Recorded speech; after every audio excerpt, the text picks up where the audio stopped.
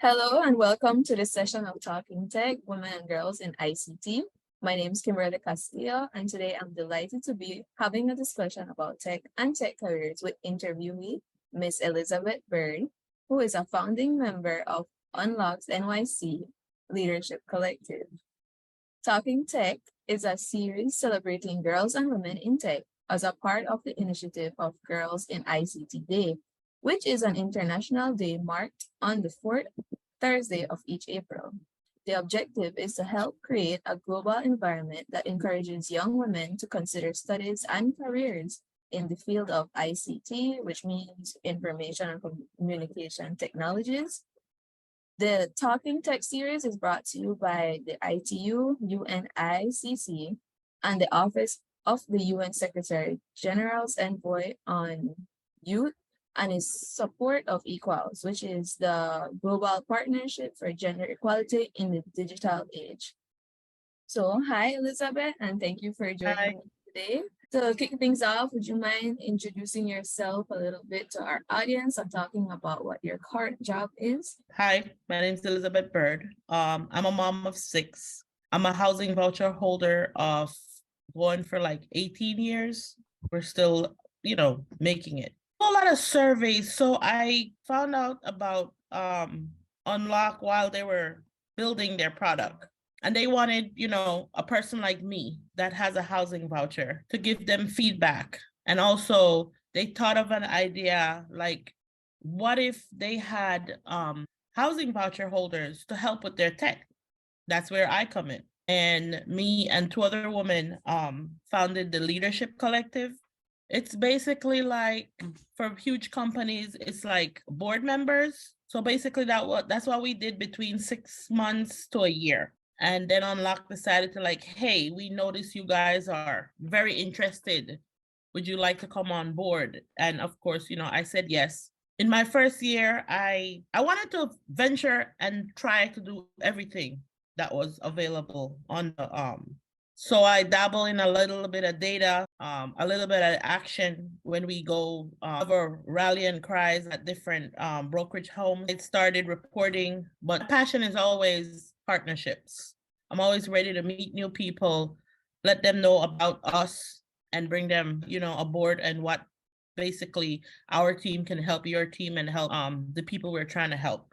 And there was also outreach and communication. I'm like,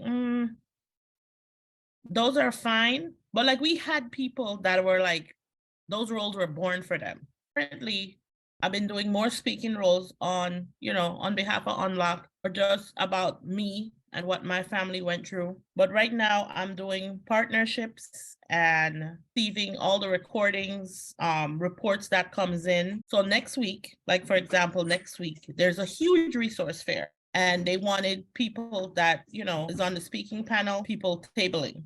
So basically I was like, yeah, nobody else is going to do the speaking part. So, it just comes natural to me. So I'm on the panelists to answer, tons of questions that, anybody will want to find more information because, the system doesn't give them a lot of information. You literally have to figure stuff out for yourself some days. And that's what I have been doing for 18 years. So I'm kind of like an expert to part of the whole scenario. With this company, or was this the first time was it the first time you were introduced to in the technology field? Kind of like yes and no. The company they work out of, like basically you're saying they were born out of. I'm like a design impact member with them. Basically went through other different technology that people are trying to bring out. But for some reason, this one just stuck with me. And it would be like, hey, we want you to test out our technology. And I would, do and then give them like, hey, how about do this? How about do that? Because basically they were trying to serve people like me. This is why, I got brought on because if you're trying to serve people like me, why don't hire someone like me that could understand the people, that we're trying to help? So it made more sense for them to like build a tech to what can help people like us, so.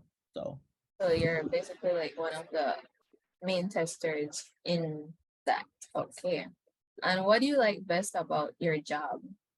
I think the best part of my job is when I see a picture of someone holding their keys to their apartment, feel like, oh God, we did something. Even if it takes 6 months, I feel like we did something because there are people in the shelter at this point, over 2 years, still looking for apartments, but because of the source of income discrimination, they're like, they can't go nowhere. It's where we come in to like help buffer them and help them get their discrimination to the city. And can you share an example of two things that you have done in or with tech that you're particularly proud of? I mean, I've shared a bunch of my stories. I think I'm especially proud of two calls we did. We did a call early 2021 in Puerto Rico. They were having the same issues as New York City, but they wanted to understand how our tech can help their community. So I was very proud, to speak with them, to let them know, this is what we do. However we can help them, maybe try to build out their own stuff. Because I was like new to the game.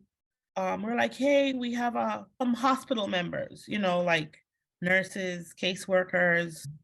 I wasn't sure who I was speaking with. All I know is like I was here. I didn't realize there was like 75 people that was watching me because, it was a training. I told my story so that they understand when your clients are coming, all we want you to do is help them with this technology. Not everybody's tech savvy. But if you're a caseworker or even a nurse seeing a patient and they're like, yeah, I'm trying to this, and they're like, oh, well, I could send you to this person, and they can help you record your stuff, report your stuff through this tech. So I feel like that's one of my, better accomplishment because after the call, there was so much feedback, so much clarity from nurses, case managers. They're like, oh my God, I kind of understand now your story, how to help my clients, because it's like they just heard frustrated people, but they couldn't understand because they'd never been in the shoe. But when I broke it down to them, it made it clearer. And I'm like, okay, I know how to use this tech now. I know how to help my clients. I'm ready for this. Pushing different connections is always great too, especially for this. So another question is, have you encountered any challenges along the way? And if so, how did you overcome them? So there's been a lot of challenges. Okay, so what would be the biggest one, maybe? The biggest one, so I work with head of outreach. The biggest challenge we've seen is people between ages 30 and 50 having a hard time, like really hard time learning to report. The tech is pretty easy, but for someone that's not tech savvy, it's like the hardest thing for them to do. And me and her came up with like, hey, I have to help these people because, they're waiting, they're frustrated. Some about to lose their voucher because, time's running out. So we came up with an idea. We're crossing fingers, hoping the idea is going to work. Tomorrow, we're going to hold like a forum just to give them baby steps on like, hey, this is our tech. We're going to show you how, to work the tech. We want questions like, what was your problem? Like, and if we get a feedback and like 5 people are having the same problem, maybe we might change part of the tech because that's how technology is. You can change it. I get so excited talking about it because it's like, you don't want to curtail it for 5 people, but sometimes you can curtail it for certain people, or show them different steps on like, well, try this and maybe that can work for you. So there's tomorrow, you're gonna do that thing. Okay, well, I hope that goes well. Excited about it. It sounds exciting. I would probably be nervous though, but still. Okay, so what's a lesson that you learned along the way that you'd like to share? I think the biggest lesson I've learned and the team have learned is like, we're trying to help people, but we can't help everyone. Like we made the tech to help people to get to a certain point, like, hey, the city agency is gonna fight for you. We've got all your messages, everything you need for your case. Like today, I got a message like, hey, where everybody was trying to help this person, including the city, and the city offered her an apartment. So for us, that's a win, but she turned it down. Yeah. Oh. So, Yeah, so it's like you try to help everyone, but you can't help everyone. And only do so much. Yeah, we've learned that along the way. It's hard, but it's like, what can you do? You become, allies with the mayor's office. Because someone said, hey, I can't stand the shelter I'm living in. Can you guys help me? So like, oh yeah, well, we know someone at the mayor's office that could probably know somebody else that could help you. And then when we did find a way to be like, hey, we're gonna transfer you from this place to that place, she said no. Does that fall back on you guys? Not necessarily, no, because the whole system, she's in the system. So the system is responsible. We're just like advocates, oh my God, I need someone to help me. That's us. Okay, so With certain stuff. that doesn't exactly ruin any relationships that you have already No, made. no.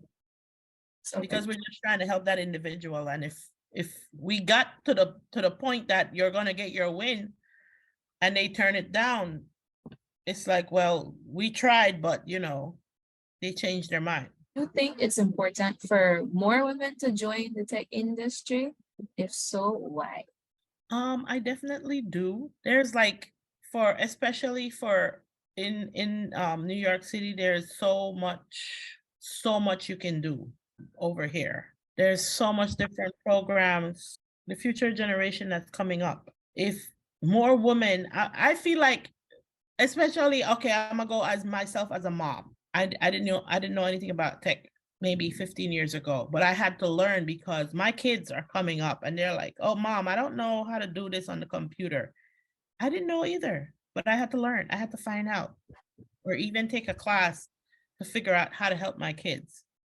So, and that's just part, and especially in COVID, I had to learn real fast because my youngest daughter at the time, she she has mental disabilities. So it's like, how do they expect her to get on a laptop and she doesn't know how to use a keyboard? Thank God I took classes I knew. So I had to, like, pretty fast, like, okay, do this, do that. And I feel, that's being biased, but women could probably take over the world with tech. It's majority male. Yeah, it's a male dominated field. But we could overcome that. I'm pretty sure. But Women. with time, of course. Yeah. Slowly but surely, the I mean, women are if you doing think about it, you have majority women that has a full-time job, comes home, deal with the home and the kids. while We can balancing do it. work. Exactly. We can do it. And that's something I kind of wanted to get into too. How do you manage both? How do you do the balance between work? Well, basically, this is what I do. We have a 4-day work week. I schedule my time during the week. Like, like I said, I have a daughter with, mental disability. So she has to go to therapy every week. So what I do is like, okay, if I know I have to get her at a certain time, I will clock off at a certain time and just make up my hours on a different day. And because we do a 4-day work week, it not necessarily have to be, well, Monday through Thursday. And because we're flexible, but whenever my 4 days is done, I lock everything off, not looking at a phone, not looking at a computer, and just do fun stuff with the kids, even if it's like one day and, get ready for the week, or my day off, I do something for me while they're in school, because you have to find that balance. Yeah, you also, I like how you Yeah. try to find time for yourself too. Because I love important. what I do. If I see that help email coming in, I'm not seeing it because I love it, so you would just go straight in and want to go back again. And I'm like, nope, put the boundaries. Us at the team learned that the hard way. So it's like, yeah, we have to take that break. Which it's good though, it's good. I admire that. So this is the only thing that you have that's with the nonprofit organization. Is there any other outside job maybe? Several? Not job, more volunteer. One of my daughters, she's in a dance company, and it's also a nonprofit, and I'm one of the co-chairs on the board. So you really do it all, huh? Yeah, Superwoman. it's a lot. And I do volunteering at my younger daughter's school, you know. I try like twice a month. Before I was, working full time, I'll be there every day, keeping busy, doing other stuff. So now they're calling me a stranger because I come like twice a month. Hey, help is help regardless though. Yep, yep. But I do what I gotta do. That. So And I'm also a parent board member for Big Brother, Big Sister. That's another organization that the kids are in. They have a mentor. can you Yeah. expand a bit more? What's that? So basically, 7 years and up, you apply. Your child gets like a match. So they have to be 21-year-old and up, and they do they do a full background check. So your child is not gonna go with a stranger that they didn't check out. So my 3 youngest kids have each a mentor for going for like 6 to 7 years now. Yeah. So it's like in a specific field or just No, it's basically like broaden the kids' horizon. Like example is my 18-year-old, he was maybe 10 years old when he found his mentor, but very picky. So he would take him to different restaurants and be like, hey, try this food. And he tried it. And I was like, oh, I've been trying, but it's like to get a different adult's perspective, or maybe something's going on in your life and I tell mom, I don't want to tell dad, but I trust my mentor, so I'll talk to that person. yeah. And it's work. Having different outlets. Yeah. And different like that. Background. Like my son's mentor, he's Asian. So he showed him part of his culture that I couldn't show him because I don't know. You're right. So that's the part I loved about it. Like that a lot. Yeah. You should have it in Belize. Writing that down.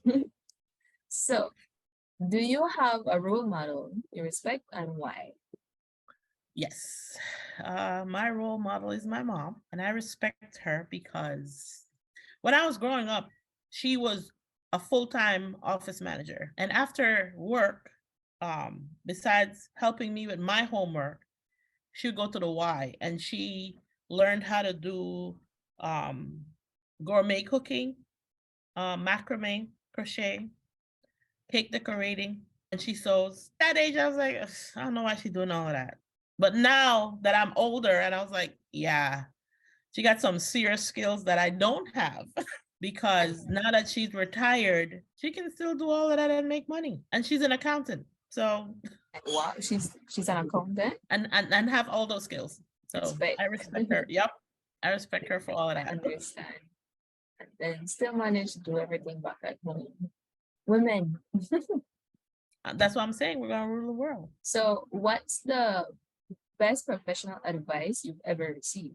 So I do have a mentor that's helping me in the advocacy world. And the biggest takeaway I got from him was like, take your time, no need to rush, don't change yourself. You know your story. Nobody can tell your story but you. And I was like, yep, that makes so much sense. And he's like, don't overthink. And I was like, yeah, that really helps me. Take a back and like, yeah, I should do that. Stay grounded, maybe. Yep, that part too.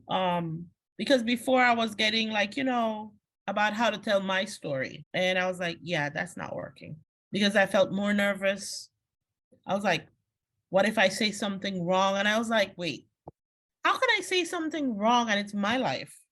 I'm talking about me. So I could never say anything wrong, because it's my story. This is what I've lived through. So I listened and I was like, okay. But I feel like also being a good listener, especially if it's something that you don't know, instead of saying something or instead of fighting, listen, and then maybe you'll learn something. Or what about being having empathy, maybe? That's a big one. Being able to put yourself in other people's shoes.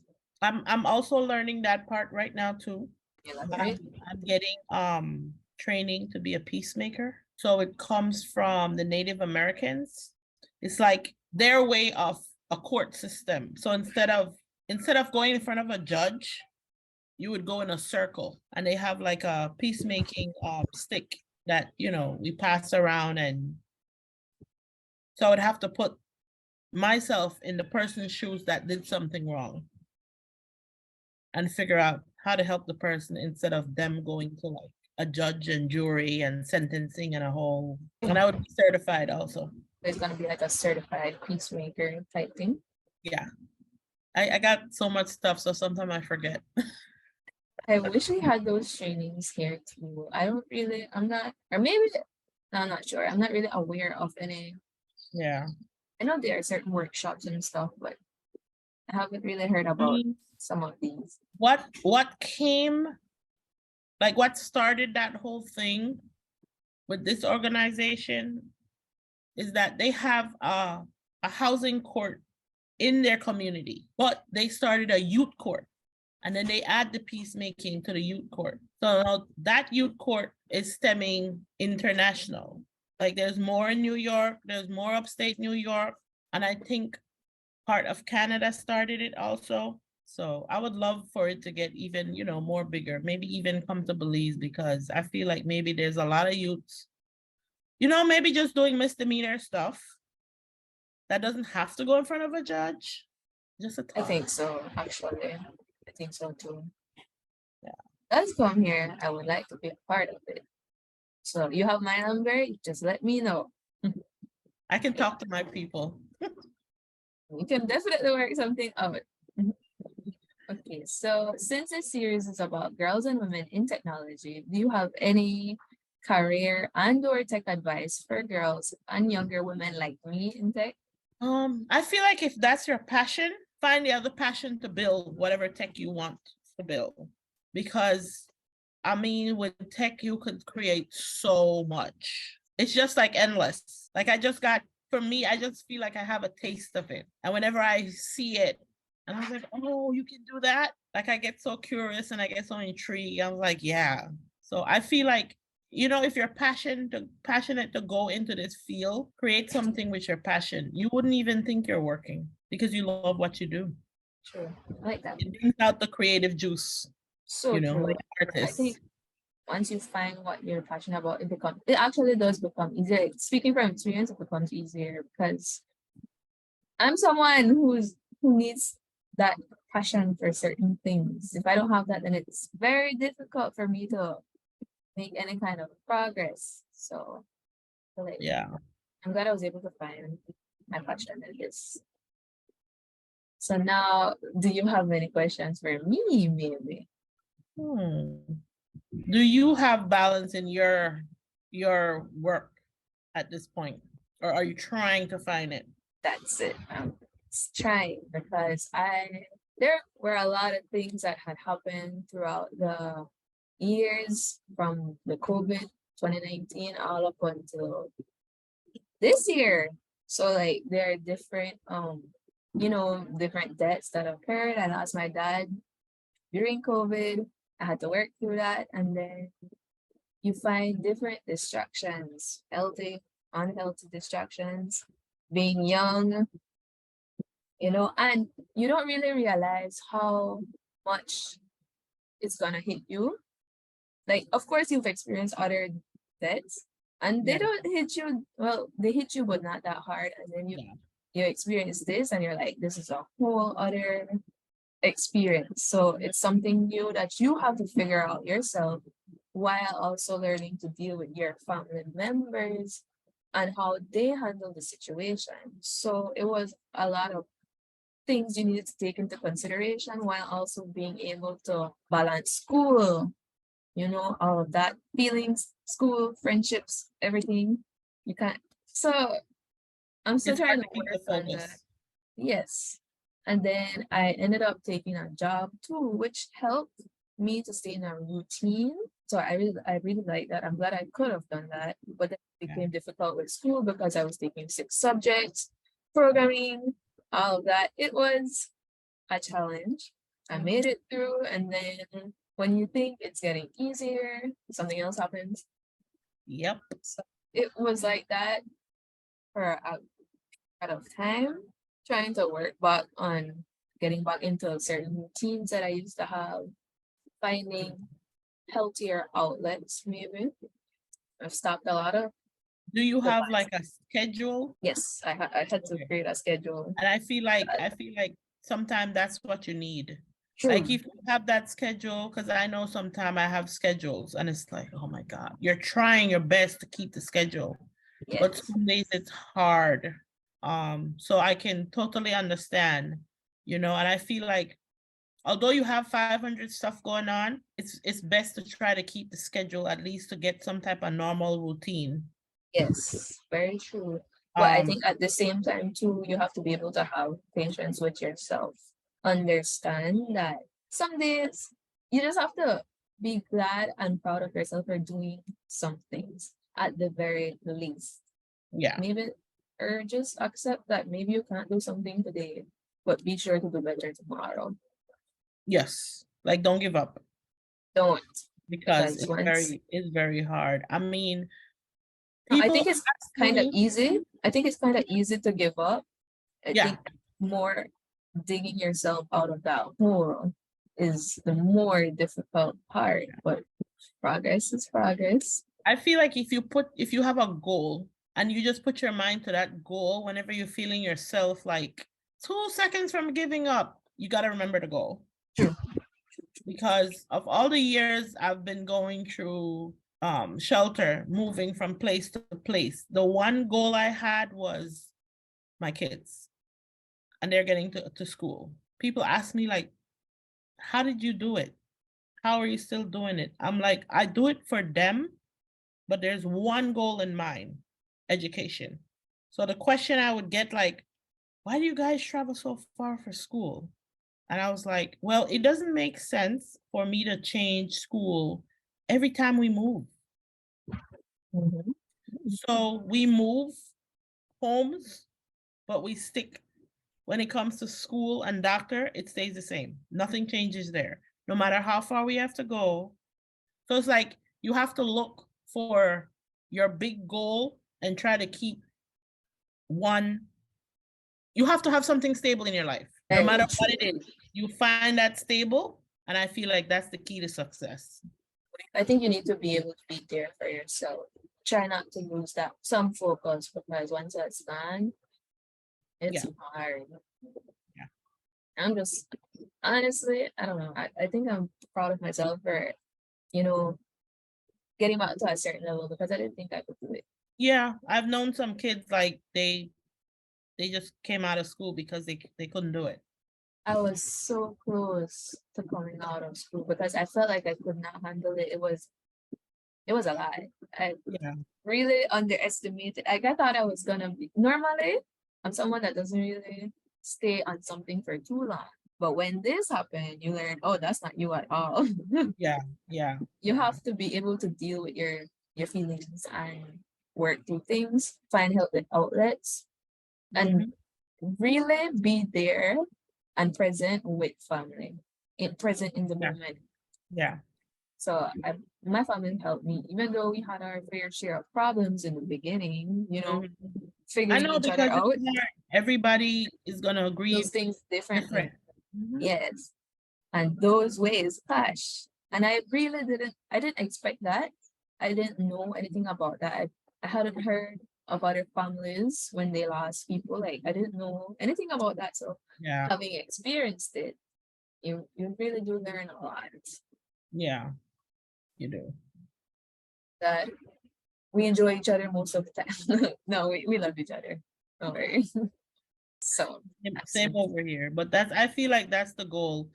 Once you have that goal, success is gonna look so good. And when trying you to, meet that goal, you're gonna feel that the sense of yeah. I feel accomplishment. like at this point right now, I'm halfway through my goal because I currently have my oldest son. He was in college, but he came out. He's like, yeah, I'm gonna go back. I'm like, okay.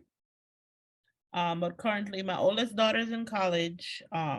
My second son is in college, and the third one is getting ready to go in August.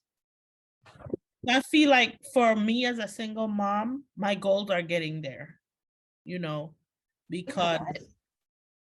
It's hard to do as a single parent. But once you get the goal, that's where you're going to see success. And it's success for them. Both of you. So it's like if they're successful, then I know I did something good. I feel like somewhat proud. Other question, maybe? So what do you see yourself doing after graduation? After graduation, I was considering work, but I'm more leaning towards finishing my education. So I'm currently doing my bachelor's in IT. Mhm. I have about a year left. And then after that, try to sign up for some scholarships Okay. and hope I get one. Now, if that doesn't work out, then maybe I work. And would you So- thinking about going abroad Yes. if I you get had, if I get the scholarship, yes. I had considered maybe the UK because I do have this award that I earned. It's a Princess Diana award that I had earned through one of okay, so I did mention to you personally about getting through school with scholarships. So as a with being having those scholarships, you need to come do different community service, and I really like volunteering. So even outside of my scholarship, I would volunteer, and as a result of that, I ended up getting one of the awards, and I'm hoping that maybe that plays a role in me getting a scholarship, maybe, and I'm able to go out and maybe come back, do something for Belize. Like I said too, I wanted to be able to give back to my community and provide scholarships for other people as well. That's just one of the few things that I want to do. I have so much in mind.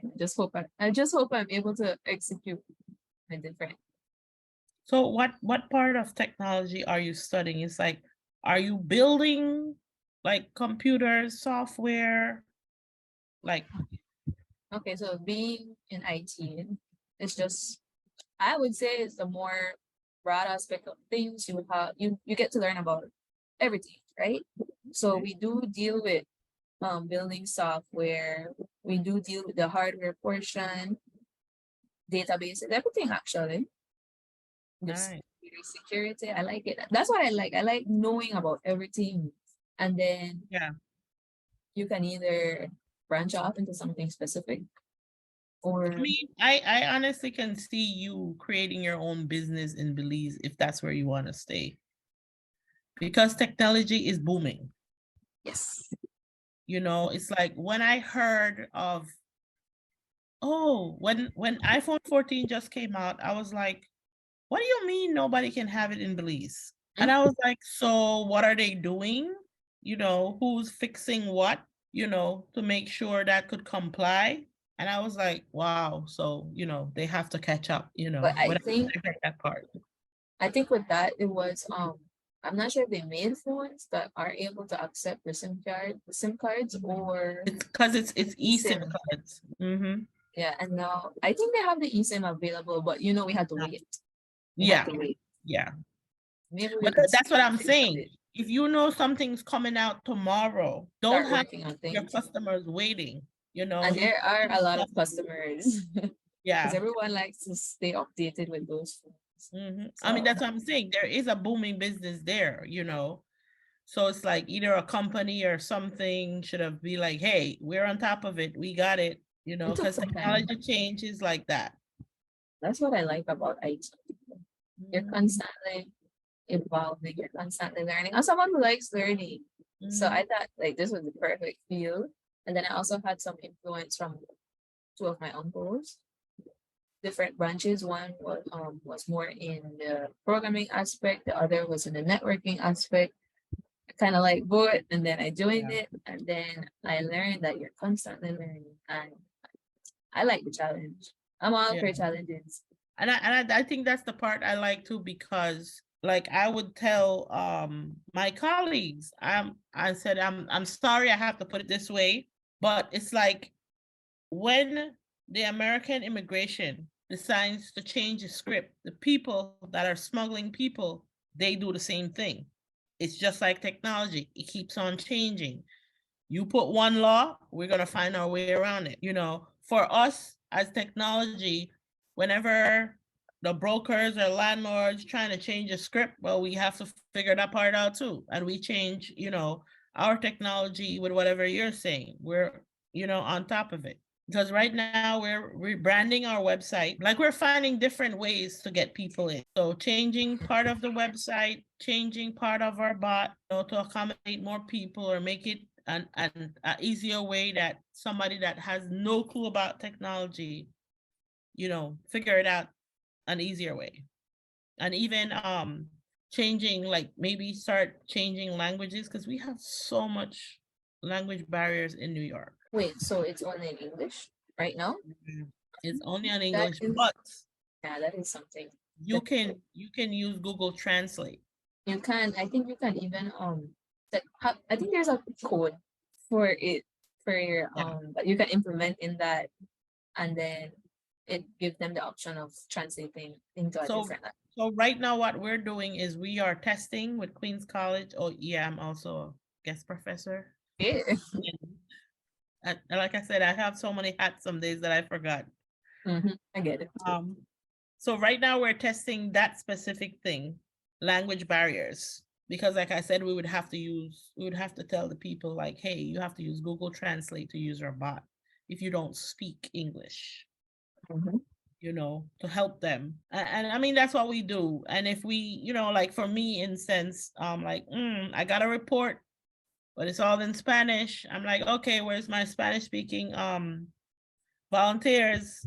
I need help with this one. And the same thing, the person from outreach, she's gonna do the same thing, calling our volunteers that speak Spanish, to help with certain stuff. So we still figuring it out, just like the technology, figuring it out on a day-to-day basis.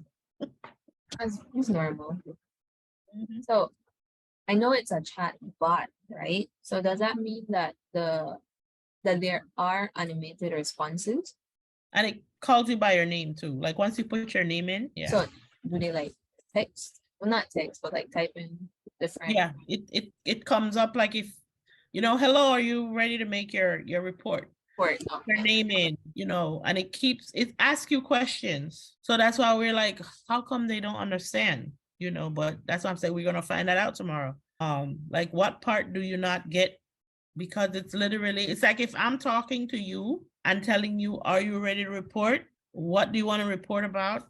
What was your discrimination? It's like basically step by step. And you're just giving it the answers. And when it's ready, like, hey, did you forget anything? You can go back and, put it in. Or are you ready to submit? He also gives you the option if you want to put your name. So if you don't want to use your name, you could report anonymously. So then how do you get in contact with them? With some number maybe? We don't, because they don't want to be known. So basically the information that they put in, say they used all right, I'm gonna give an example. They wanted an apartment from Goldfarb. Goldfarb has luxury apartments. Although your voucher might cover their apartment rental, they don't want voucher holders. But if they leave Goldfarb with all the information, we store that data, to be like, okay, we have like maybe 15 reports on Goldfarb, so we know something's going on there. But you don't have to necessarily leave your name, know your number, because you're just volunteering the information, like this is what happened to me and I want to report them. Maybe because remember I said I wanted to try the website. Yeah. So look out for me because I will. And maybe I could I don't know, maybe provide IT aspect maybe something I don't know everyone is not seeing. You should go around, look at it. And we're also updating the website to put in we just finished our SOI mapping. So basically the whole of New York City in every single borough that has been discriminated. Basically telling the brokers and landlords, guess what? We know where you are. We're coming for you. So I love that. We've had, I think, over 3,000 hits already on the mapping. So people are looking at it. It's only up from there. Wow, that's so I really admire what you guys are doing, honestly. Thank you. And you help many more people. Yeah. Is that all? Yeah, for now. Hey, we could always remain in contact. I love making connections with people. put me on to people, no problem with that. If you need any kind of information from here, Yeah, I I will can, if I definitely, can help you, I will. If I can't, I'll yeah, find someone. I definitely will bring up Belize in certain stuff like, hey, can we do this there? Yes, that would be 'Cause, cool. It's yeah, appreciating I my think it's connections. needed. It needed. A lot of stuff is needed, but it's I guess to find who you know, just to get that outlet. Yeah, because You have a new I connection. personally definitely wanna, in the future, maybe do something or give back something. I have my business, work together. Exactly. Done deal. Okay, So well, nice meeting you. I guess this concludes our session for Talking Tech, Women and Girls in ICT. A special thank you to you, Miss Elizabeth, for joining me. I really enjoyed our it's always a good time. I always enjoy our conversations. And a special thank you to our viewers watching.